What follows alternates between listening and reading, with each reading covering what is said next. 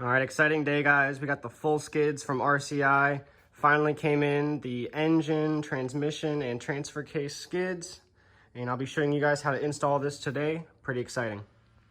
You got your truck up on whatever you're gonna be lifting on. I used Rhino ramps here. I have leaf springs, just extra stuff, adding weight there so it doesn't slide forward because I was having that issue. But like most of y'all, I have the factory skid plate installed. You can see it here. So the first thing we have to do is remove this here factory skid. And it only has 4 bolts. So 2 in the front, right here and right here, 12 millimeter, and then 2 in the back, which are here and here. So very easy, 4 bolts, 12 millimeters. We'll remove this first and make sure to save that hardware. So guys, we're 3 bolts in on the OEM one.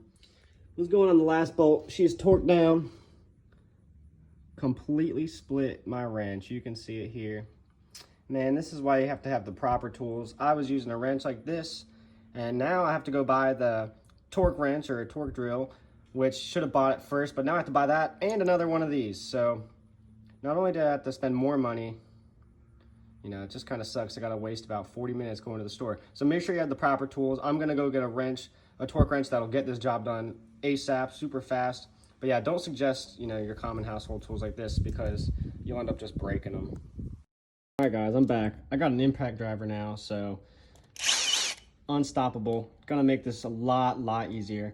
Got the impact driver with the impact sockets. So as you can see, I've already finished pulling off the last bolt for the OEM skid plate. Pretty dirty, but yep, 1, 2, 3, and 4 it was just there. So I pulled it off, and we'll start putting the RCI skid plate on.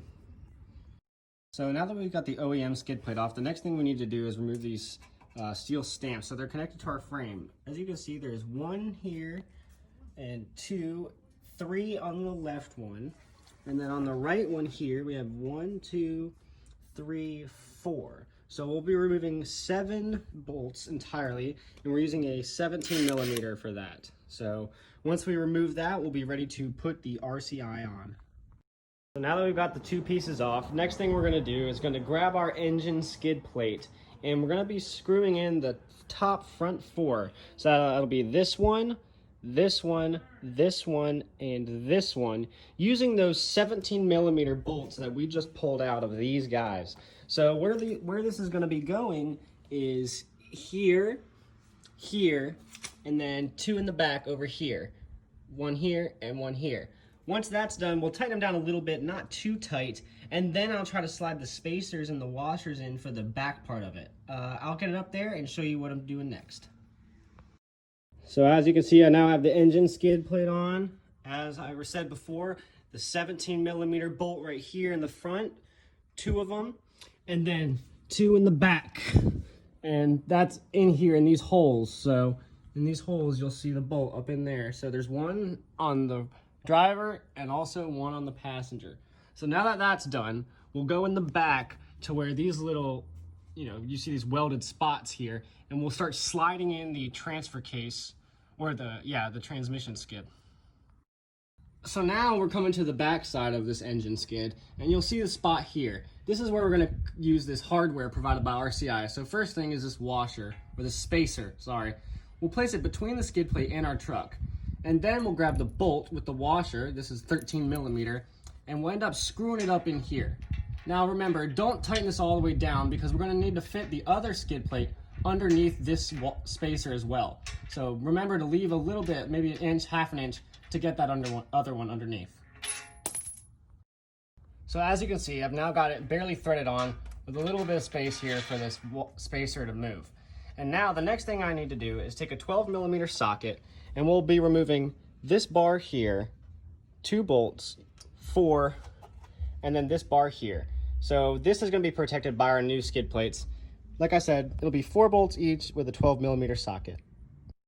So now that we've got that all set up and those bars taken off, the next thing is to slide this part of the skid plate on. So remember, we left some space where those spacers were, and I'm going to try to slide the nut or the bolt right in these 2 spots here. So we'll slide it up and get it tightened down just a little bit. And what I'm trying to do is remember that the washer, or that spacer, sorry, needs to be between the skid plates and your truck.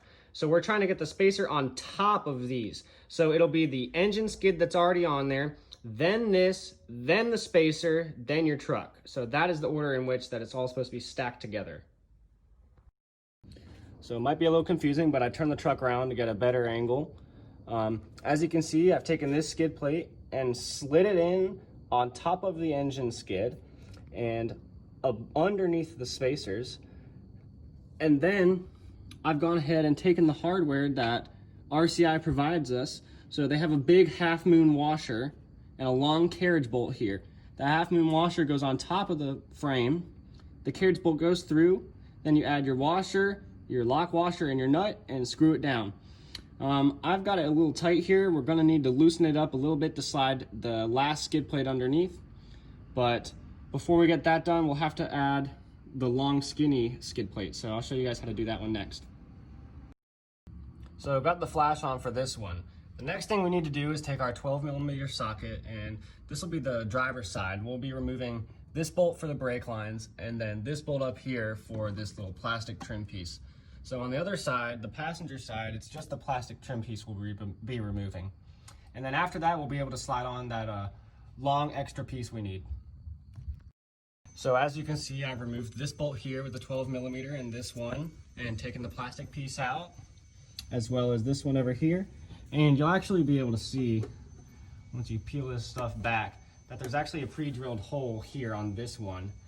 That's where we'll be mounting this bracket. So you'll see that it's in the shape of a triangle. You'll want this part towards the front of your truck, and it'll be screwing in here with the one with the bolt. I mean, the one with the nut, sorry. And this one has a prefab nut in here, so that one we don't have to use the nut for. So only 2 screws, really easy to get this one in. I'll do that and show you the finished product of this. I've screwed it back into the brake lines, and over here I've gone and done the same thing. So this piece is pretty solid. Last thing we need to do is stuff our last skid plate in. So what we're gonna do is slide it up on top of this skid plate in both of these spots. And then we will be able to screw in our 3 carriage bolts and nuts here. Once that's all done, we will tighten it all down and it will be flush and ready to go. So it's a little dirty because my truck is dirty and I've been getting my fingers all in the way, but I slid the skid plate on top of this one, tightened these bolts down, and then slid the last 3 carriage bolts and tightened it down. And once you get it all tightened down, the full skid plate setup is complete. As you can see, you can barely even see the end of it. It's all muddy because of my hands, but man, this thing covers so much of your truck, so much. Comes all the way back here. So we're talking about half our driver's side door to all the way in the front. Full skid setup by RCI. Awesome. Took a while. It's dark now. Started when it was light, but it was fun. Well worth it. Well worth the added protection that it offers.